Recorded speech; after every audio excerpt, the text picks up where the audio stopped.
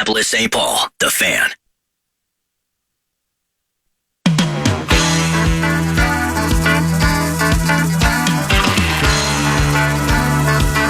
Here we go. If he makes the kick, the 49ers win. They're 6-0.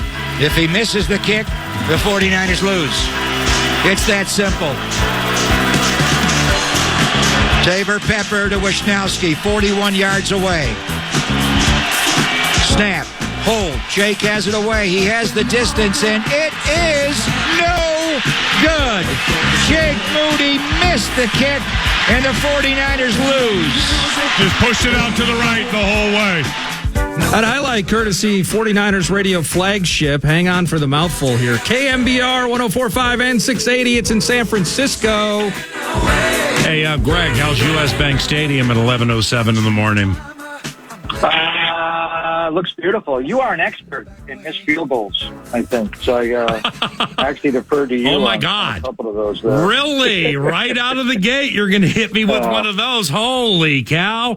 Well, I hope... and I'm from Buffalo, so I know wide right was God knows. Okay. 25. So. Well, okay. Well, I mean, it's I guess, flattering to know that you have all my albums, because I had no idea that was quick twitch for you. I'm a limb on your tree. It's supposed to go the other way. You understand? I got you. Good to talk to you, brother. I should just read your text that you sent me over the weekend on the air. I have no idea what any of it meant. To be honest with you. Yeah, that's... It was not, I need someone to decipher. Is there an app like to decipher PA that I can understand exactly what you're... Yeah. As Nordy said, and I love Nordy. Nordy! Pure hieroglyphics. Yeah, I mean, anyway. Nordy would understand better than anybody. I love Nordy. That we have, sometimes we'll have some old man terrorism with fat fingers, and I don't read back the text. Yeah. Or sometimes to shorten a sentence, being pithy can be important at times, despite people like you and I and how much we love to hear ourselves talk. But I'll like use one word to eliminate four, and then not everybody will pick up on it. And then clearly that was you this weekend. You must use the voice diction. No, Are you a voice stick guy or no? No, I use PAI. Fingers. I'm going to start an app called PAI. To go with the PATM, and then it's going to be like just a vast new world for me, And by the way, why did you even tease me yesterday in that there was a chance you were going to come in studio? I wanted to come in. Well, yeah, great. I want to win $1 million. You were everybody never. Was telling me because I'm going to do a 4-hour radio show starting at noon, and then do the game, and then we're flying home after the game, so it's a long day. Mm-hmm. And I had quite a bit of paperwork to do. I wanted to watch football yesterday. How about that? Performance of A.J. Brown in Philly last night to get to 6-1. So usually I'm locked in the day before and I'm getting a lot of work done, but we're sitting for play on Monday night. I wanted to just kind of watch Paul yesterday and kind of put me behind today a little bit. But I was not teasing you, Paul. I fully wanted to come to the studio. That was the plan. And I don't even know what the plan was because I couldn't understand any of your texts. Anyway, I'm here in the booth on Billy Owens' time. I think we're good. But Billy Owens' time would be Pacific time, and it would take us back to when I first met you in like 93, 94, or 95, and you were voxing Golden State Warriors games nearly fresh out of Syracuse, and I was new to the Bay Area to be a racetrack announcer at Bay Meadows and/or Golden Gate Fields, and I came up to shake your hand, and you said, "Hey, kid, get out of here. I got a game to call." Lies in the seat. Yeah, that's true. I gave him a big hug. Yeah, you couldn't have been kinder. Hey, it's a big game for many reasons this evening. We're 2-4, but nevertheless, 5-1 Niners. And in sneaky fashion, Pete Carroll's kind of right on your heels a little bit if you lose tonight. You know what I mean? Totally. I mean, they're good, and we got to play them. We got a gauntlet of a schedule. I mean, their schedule gets a little easier after this game, and then Green Bay I'm looking at. But ours, we got to fly home tonight. We're not going to get home till crack of dawn, like 5 a.m. And then we got the short week, obviously. Cincinnati's on their bye week this week, so we got to deal with them. And then we got our bye week. And then coming out of the bye, we go to Jacksonville. Jacksonville's going to be on their bye week as well. The Niners have 4 teams this year coming off byes, including last week in Cleveland, which I think was a big reason why partly they were so well prepared. And then we play Tampa Bay. But the point I'm getting to, we have a 3-game Gauntlet, where we just go Thanksgiving night at Seattle. I think the game of the year in the NFL is going to be December the 3rd at Philadelphia. And then we come back and play Seattle December the 10th. So once we get into Thanksgiving Thursday night, we got 3 games that are pretty much going to decide the year. So I'm always on Pete Carroll. We had to play him 3 times last year, PA, and beat him 3 times, including the playoff game, the wild card game. So they're always a team that plays the Niners tough. Well, there's so much there's just so much meat on that metaphorical bone with the San Francisco 49ers now that I have the game calling depth chart ready. I mean, McCaffrey in, McCaffrey out, whatever. I'll be ready for Mason and or Mitchell just in case. Now we're going to dust off Ronnie Bell and putting bottom level of the game calling depth chart. Willie Snead in the Minneapolis Miracle game threw a pass to Alvin Kamara. Willie Snead, where if they connect on that, there is no miracle. So we got Willie Snead I'm looking at. But how about this, man? And of course, you know this, you're an elite football mind. But your punter, Wisnowski, with 12 inside the 20, that's cool. How about 8 inside the 10, most in the NFL? This guy's the bomb. He is. And we got, speaking of Ronnie Bell, I love me some gunners. Ronnie Bell was never a gunner in Michigan for Harbaugh, and he's taken to being a really good gunner in the NFL. So I know this field, I'm looking at it right now, it looks like it's perfectly vacuumed. It's a little spongy, so you got to have the gunner down in place to catch it or down it. And we are very concerned about Wanwu. I think Jake will touch it back whenever he can because Wanwu has hurt the 49ers in years past. As far as the depth chart, Christian's a full go. I don't think there's any limitations on him at all. I think he'll just be Christian McCaffrey. All right. And they'll mix in JP and Elijah. So go 23, 24, 25 on your depth chart. McCaffrey, Mason, Mitchell. Yeah. As far as Willie Snead, I would look for Chris Conley, PA to be the guy, the former chief, big, strong guy. Yeah. A little better on teams. Snead could get up, but I think obviously Debo, he's not going to go on IR, but he's going to be out for a couple of weeks with a hairline fracture. So the wide receiver room will be Ayuk. Ayuk is your X receiver. Ray McLeod will do a lot of the Debo stuff, the Z move stuff, jet sweep, orbit motion, all that stuff. And then third and Jawan Jennings on third down, and he's your app. And then Ronnie Bell will mix in, I think, with Conley. So I'm looking for a possible roster move by the Niners today to elevate Conley from practice squad. And you guys going to bring up a wide receiver today, PA? Well, just quickly to close here, or close on this thing. So I got Jalen Moore, 3rd year Western Michigan, potentially making his 6th start, potentially. Yes. Yeah, I think he'll start. Okay. I think Trent will be down for the game. It'll be Jalen Moore. All right. And that's the deal. I was just talking to our line coach coming over. How much does Daniil go over the left tackle? Not much. He likes to line up left on the right tackle. What we've seen of late is it's into the season. There's somebody described this Brian Flores defense to me as a 3-4 with a hybrid 3-4 with floaters, which means like Jordan Hicks and Harrison Smith. All right, the not in Polamalu like fashion, Greg, but they have the permission to float. Because they are just so dialed into the expectations of Flores defense. So that's actually, like Jordan Hicks has 33 tackles his last 3 games. Harrison Smith is a half sack from joining 6 Hall of Famers as becoming like the only with 30 picks and 20 sacks in a career. So Woodson, Wilson, Barber, Butler, Dawkins, Rodney Harrison. Are those the 6? And Larry Wilson. And Nick. I mentioned Larry Wilson. Okay, Nick Bonacani. Nick Bonacani. No, you're next 9. We're talking DBs, right? Okay, with right. 30 picks and 20 sacks. Yep, well, Ray Lewis and Bonacani are on the list, but for DBs only, you nailed it. Gotcha. So you're always one or two steps ahead of me. Generally speaking, because you're the tree and I'm the branch, and that's how it just has to blow in the wind. But you're out in the wind. What we've seen of late, Greg Papa, is Hunter going down into the 3-point stance as a left defensive end, so he'd be opposite Colton McKivitz. We've seen, and he's been doing damage from that spot. Just think back with Zimmer, 4-3, left defensive end. Right. And T.J. Watt didn't have a sack yesterday, so Daniil's here tied with 8. If he gets one tonight, then he takes the lead. But you mentioned receiver. Jalen Naylor, the kid from Michigan State. I think he's very 50-50. In fact, it's very, very 50-50 if they dust him off and use him. But nevertheless, he's back at practice. And N'Keal Harry has been playing very little for us. In fact, I think he just played one play against the Bears. He doesn't have a catch for us. Hey, Charlie Warner. What do they do with Werner with 89?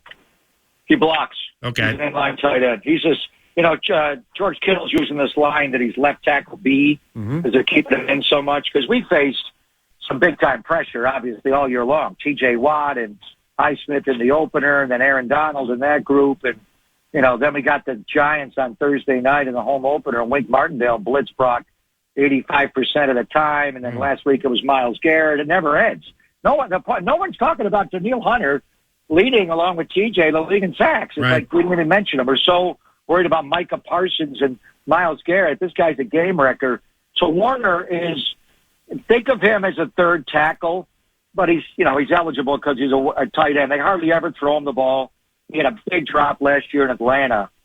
We lost that game, and I'm not sure Kyle ever forgave him for dropping that ball. I wasn't sure he was going to make it because we drafted a couple of tight ends this year, but Charlie is by far the best outside of Kittle, and Kittle's just different. Kittle's more of a detached, he moves so well in space to block. And I think he can block Danielle Hunter a little bit tonight. He did a good job on Micah, Paul. But Warner, 89, it's spelled like Werner, but it's Charlie Warner. Yep. He's a blocker. He's strictly a blocking tight end. So if we feel like one side's giving us trouble or the other, look for him to line up as give it a little bit of a wide edge, maybe up more over Jalen Moore tonight, because that is a concern. I mean, you're going, where's the biggest drop off on the roster? Even if McCaffrey can't play, Jordan Mason, Elijah Mitchell are good players. You're going from the best left tackle in football today, one of the best ever, to a guy out of Western Michigan who's making his sixth ever start. So I would think McKivitz could hold up, but we'll see, because he's had some problems in pass pro with T.J. Watt. So we'll look for, Warner's going to slide to help inline block and be an extra third tackle over whatever side they feel they need to have the extra attention. And see, Greg, the Niners, the minute the schedule comes out, unless you get completely decimated with injury, everybody in the world knows the Niners absolutely can go to the Super Bowl. And so therefore that's into the season. That's what we're looking at. Now it's 5-1. You may not have Williams, D, but just the way the whole thing plays out. But my biggest concern tonight, ma'am, is we've played two teams this year who want to run the ball first. Okay, we're going to run to set up the pass. And one was Chicago, the other was Philadelphia. Well, Chicago went for 162-1, and Philadelphia went for 259-3. So, I mean, I just know how Kyle coaches. I know how they use checking these tight ends. I mean, that's a major concern for the Vikings tonight. Is the balance of our we're going to look to run the ball, but we want to be we want to create a stretch point on that play action fake or give every single time. And some teams do it. Philly does it out of a gun with Swift to the side of Jalen, and they ride that mesh point. We do it more traditional. We'll run some gun runs, but mainly it's under center, and it's the conflict. And if you're a beat like Jordan Hicks, pretend you're Jordan Hicks tonight. He's watching that outside, run. Could be like, 19 Zorro, which is their outside zone run with the Zorro action is Kittle and Juszczyk. And that's where they're different. The tight end and the fullback blocks. They're like 6th and 7th offensive linemen. And they do it out in space on the edge and create angles. You'll see a lot of Kyle Juszczyk tonight. A lot of 21 personnel. I love this game because both teams will play with a fullback. Yep. You're going to have CJ on the field a lot, and we're going to have Juszczyk. We lead the league in 21. We're on the field with two backs all the time. Yeah. I think you may even see a little 11 personnel tonight, which is one back, one tight, three wide, with Juszczyk as the one back, strictly staying in to block. That's, they're concerned about this rush, and in particular, and your pass rush, man, wow. It's classic amoeba, and we saw, Brian Flores' defense when he was the head coach in Miami a couple of years ago, and they pummeled the Niners. They won like 43-17. Garoppolo got hurt. It was mainly A and B gap pressure, And you guys are just, I mean, it's everywhere. It's just everybody's walking around. It looks like Urlacher and Briggs or Kendricks and Barr, where they're doubling up, they're mugging the A-gap, and are they coming? Are they bluffing? Are they bailing? What are they doing? Right. So many guys up in 2-point stances. But the one thing that's different about your defense is most teams play tight man behind that kind of pressure. Right. How many teams play a zone where you're playing 10 yards off? So it may, look at Brock's going to get the ball out of his hand, and then it's a question of your guys rallying up and tackling in space, because usually you want to play tight man behind that kind of pressure. But I'm not sure outside of Byron Murphy Jr., you have the corners to do it. Certainly not like Cleveland does. So that'll be interesting. And then I wonder with Debo down and Ayuk clearly the best route running wide receiver we have, even when Debo plays, if Byron Murphy Jr. tonight will travel with Ayuk. And did Byron from his Arizona days, did he have any requisite good moments against like Debo or Ayuk or anything? I can't recall. Yeah. I think he did okay against us last year. We routed them pretty strong last year, beat the hell out of them in Mexico City, really pummeled them. He had a back issue last year, so he didn't play. I don't think he played the second game in Mexico City. He's a good player, but I see teams double moving him. I don't think we'll be afraid of him. If he wants to follow Ayuk around like he did DJ last week in Chicago, Paul, I think we're ready for that. But he's a good player, but nothing like what we saw last week in Cleveland with Denzel Ward. That guy's elite. One thing that I guess surprised me a little bit because we're over a decade here, Greg, but the 49ers' last punt return touchdown, September 11th, 2011, Ted Ginn versus Seattle. So, I mean, you got Ray McLeod III back there. It's like we don't have a punt return touchdown since Marcus Sherrill's in 2016, and Brandon Powell brings a little juice to it, and we haven't had that in a while. But, man, no punt return touchdowns for the Niners since 2011, right? You calling one tonight? Is that what you're doing? Yeah, I'm calling a Brandon Powell punt return tonight. Oh, you're calling I'm calling a Ray one. Yeah, but see, I just said your punter's from the Bay Area, right? Yeah, Ryan Wright. Yeah, he's San Ramon. He's a neighbor of mine. Yep, I gave him the nickname in his first preseason, the plus size punter, because he's huge. I think his dad may have taken umbrage to that, so we kind of just put that one off to the side with the old plus size punter. What I remember was him when we were here for that preseason game last year. Wasn't he number 66? Yes, he was I think he was. And up Northern California way, can't remember where. It feels like it's out by Stockton area like that. He was a ballyhooed quarterback. I mean, he was quite the good San Ramon. That's right. It's quite the good high school quarterback. Not far from me in the East Bay. But he last time, now he's wearing 14. He's wearing Fred Cox's old number. Right. I love that. And now, but see, Ryan, he didn't have a touchback in the entire regular season last year. And he had one in our playoff game, but 0 in the regular season. He already has 3 this year. How about this, man? Ryan does not have a punt inside the 20 in a month since we played the Chargers. Wow. Yeah, that's got to change tonight, man, because there's going to be some punts tonight. All right, my brother. You guys will punt 4 or 5 times. I'm not sure we'll punt 4. How about once we get on a roll offensively, man, we just score. Yeah. I mean, seriously, it's difficult from 2 and 4 without Jefferson talking a little trash here. I absolutely believe the Vikings can win if they get off to a very fast start tonight. And by the way, this has become Candlestick East for us, or Levi Stadium East, man. I mean, the 49ers have lost 6 consecutive in the state of Minnesota. Haven't won a game here since 1992, back when you were talking about Victor Alexander, Tim Hardaway, and Chris Mullin. That was Terry Owens time. Yeah, and December 13, 1992. And Who were the quarterbacks? Rich Gannon was one. Oh, nice. And for the 49ers, would that I don't know. 92. 92. Steve Young. Steve Young. Yeah, Steve Young, my bad. So I went to Matt's bar the other night to get a Juicy Lucy. Mm-hmm. And I see a guy in the bar there. Was it Nordy? I love those Juicy Lucy's. The explosion of the cheese was incredible. Guy's wearing a number 12 Viking purple jersey. Rich Gannon. So I know Rich, obviously. So I won't go over and give him a hug. I'm like, Rich Gannon. Nope. Percy Harvin. Oh, wow. Holy cow. Hey, in that Young versus Gannon game when the Niners won here, a former Viking scored 2 touchdowns for the Niners. Who was it? A former Viking scored 2 touchdowns for the Niners. But he wasn't a former Viking yet. What? So he was a Niner before he became a Viking. Yep. You ready? What position?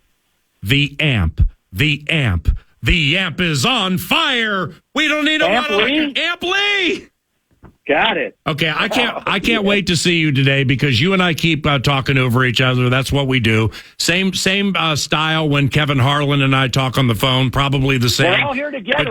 I know it's good. We got to get a picture. It's going to be great. Kevin's on Westwood tonight. Let's get a picture. Yep, he arrives at about 4:45, so he'll be up to his Vox box at 5:00. I know you're there right now. And by the way, if you want to stop by and check out what the angle looks like from the 30, hey.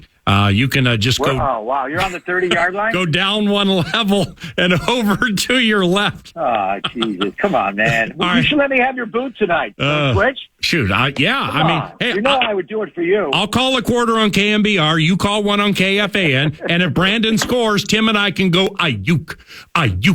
Well, remember when we did the play-by-play of the joint practices in Egan? That was the best. And I called it when the Niners were on offense, and you called it when the Vikings were on offense. Yeah, and that's when now you can remind me for the 15th time that you told us all there Brock Purdy would be good. I did. I told Nordy that. Yeah, I know. I figured if I told you, you'd tell everybody. But Nordy is a close confidant. All right, you're the best. And I know whatever I say to him, it's just between us. Okay, here's the deal. I will talk to you in 1 hour on your radio show on KMBR, and I will see you in your Vox box within like the next 6 hours or something, all right? All right, brother. Yep, see you, bud. Thank you. Take care, Paul. Greg Papa, man, he's elite. That's just elite right there. That's one of the very best in the history of play-by-play, whether it's basketball or the NFL. Greg Papa calling for KMBR this evening. Yours truly calling for KFAN. And Mike Pettin, coach of the Minnesota Vikings, calling a bunch of different things into tonight's game. The Pettin piece discusses Monday Night Football. We got the cash thing. We got preview, man. We got Nordy. We have everything. Spatchcock. The Fan and 2 Men in a Junk Truck want to put $1,000 in your hand with the National Cash Contest. Your chance to win, just go to KFAN.com, enter the keyword dollar. Might win $1,000. The keyword is dollar. And the website, KFAN.com. Here's Pettin. Time now. Report on The Fan, presented by the Minnesota Lottery. Play the new Vikings scratch game for a chance to win up to $100,000. Vikings assistant coach Mike Pettin joins PA after this. For the lottery, I'm in. Game day in the neighborhood, and tonight, shortly after 7, it's Niners and Vikings on KFAN. What hotel day of game stuff do you guys do with the players for late games like Monday Night Football? Yeah, it's a good question. On a normal Sunday afternoon game, we would conduct meetings and a brief walkthrough on Saturday night at our hotel, whether it's home or away.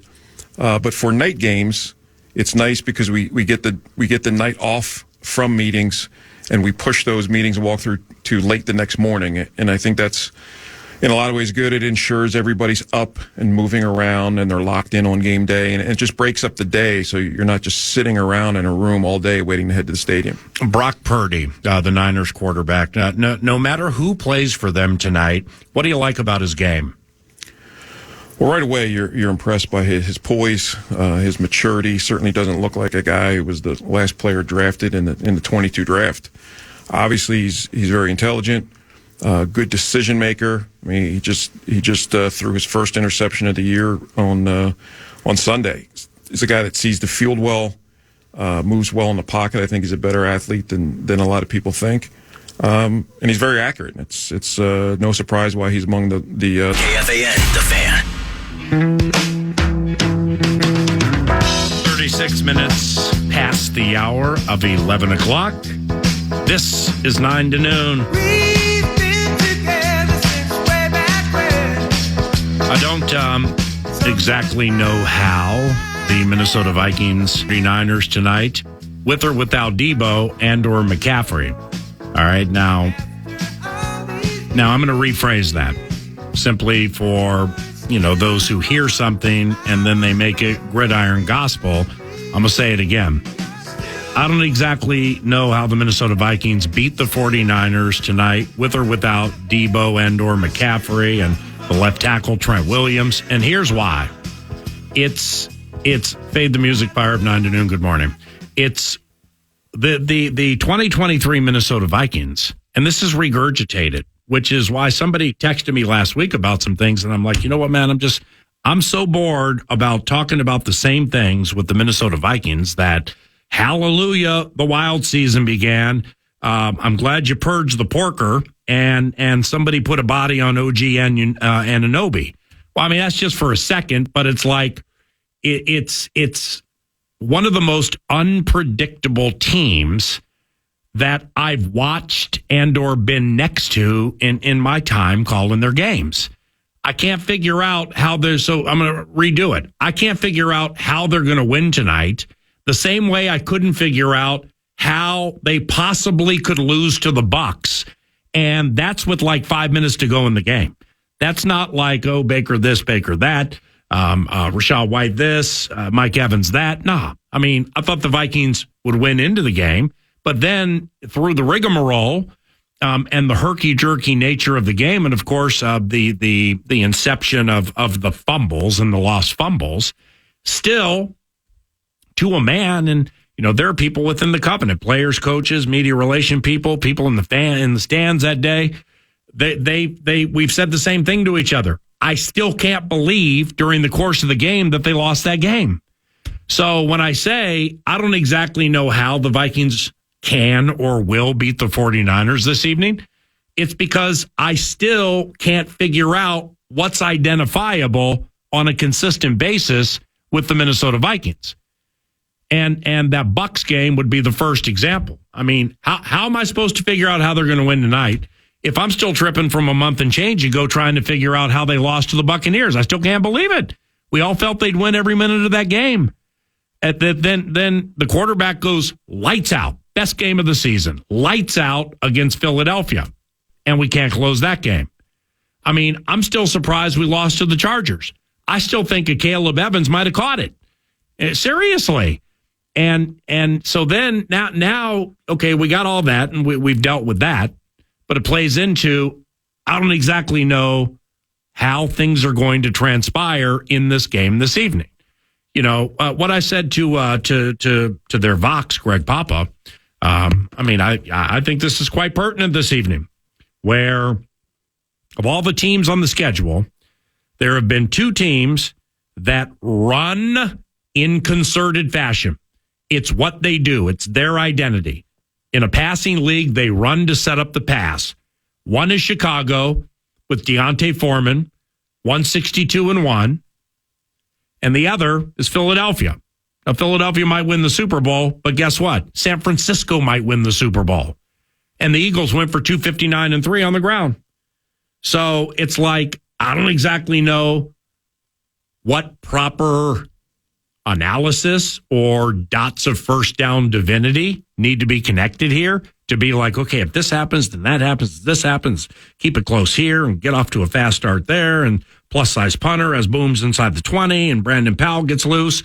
Okay, yeah, I mean, but that's what plays into the intrigue and or excitement of witnessing the game this evening. In the ultimate in reality television is Minnesota Vikings are a touchdown underdog in this game. Debo Samuel's not going to play. The left tackle Trent Williams is highly doubtful to play.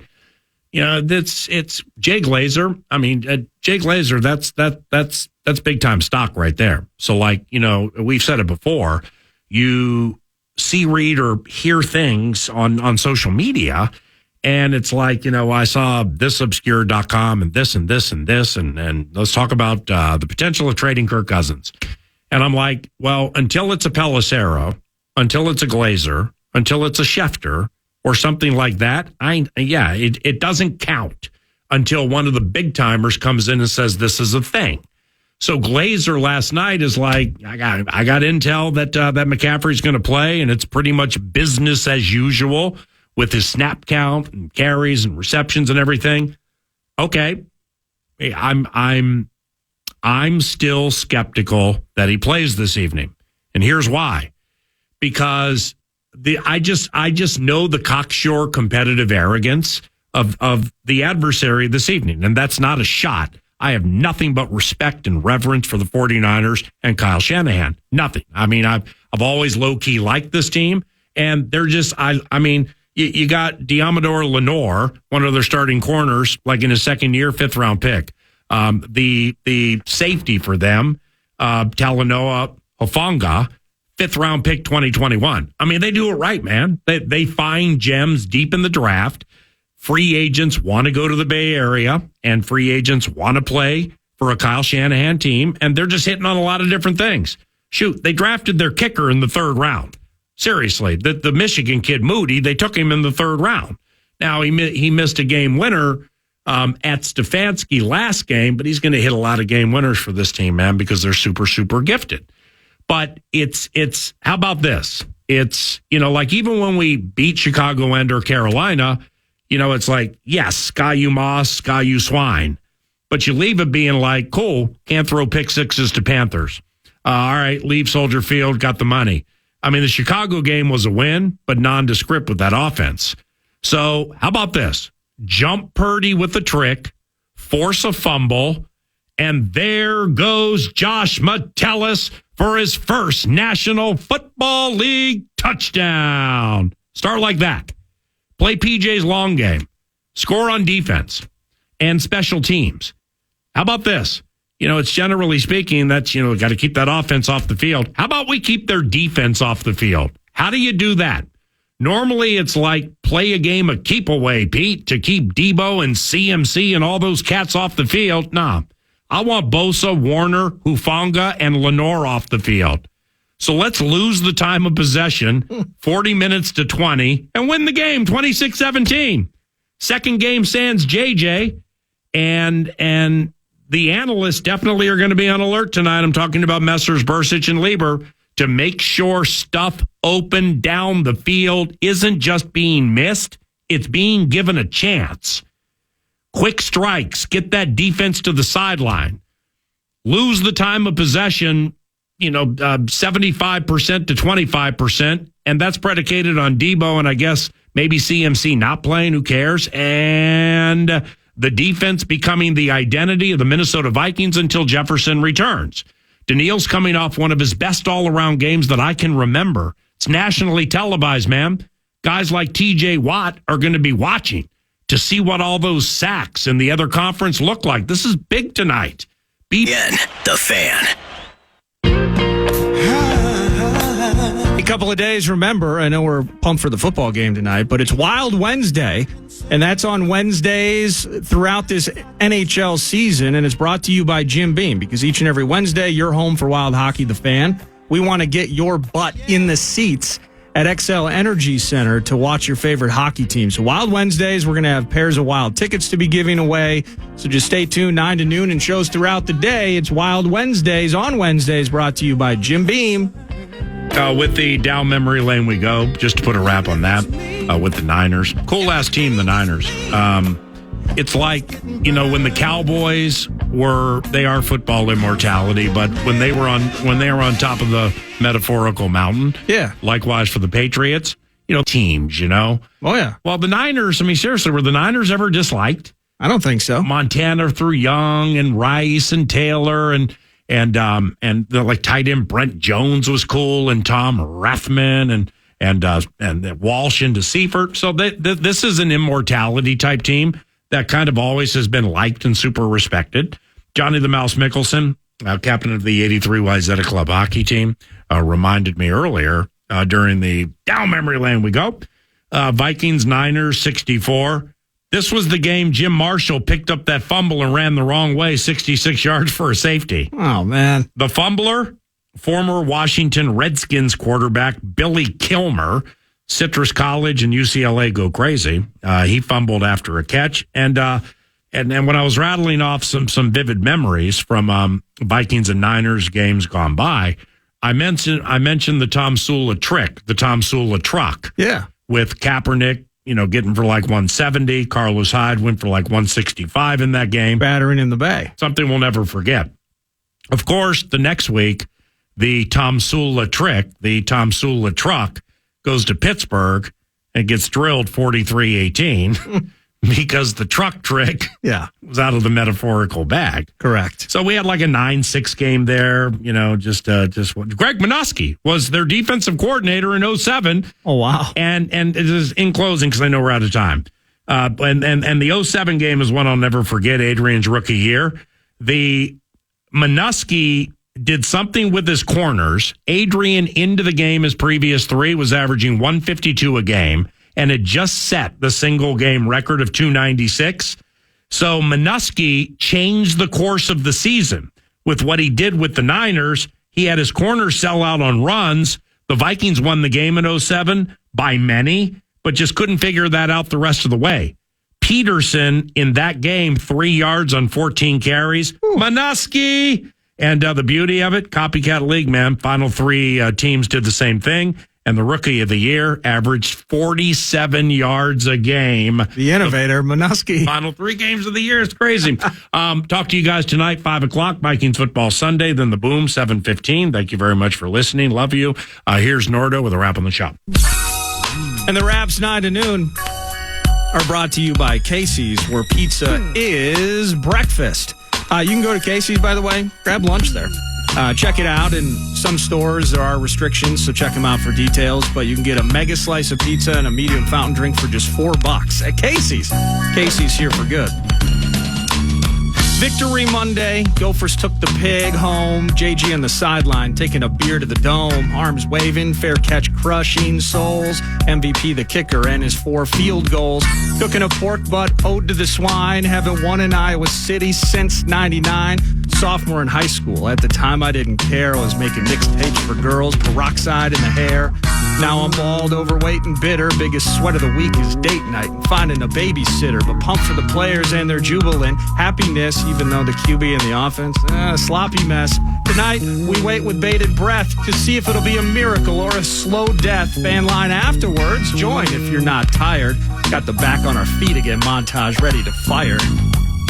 I love how intense you guys are about your Vikings. Podcast. Listen back to